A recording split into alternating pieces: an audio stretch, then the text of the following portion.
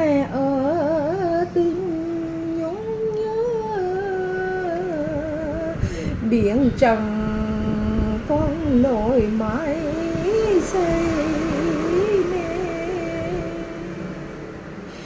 Con về quê mẹ chốn ngang khơi,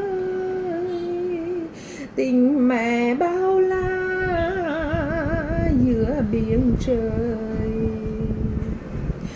Mênh mông ngàn dặm tình xa cách, nhưng lòng không lại cách xa nhau.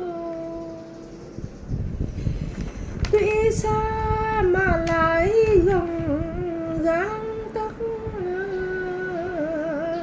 con biết nỗi lòng giữa biển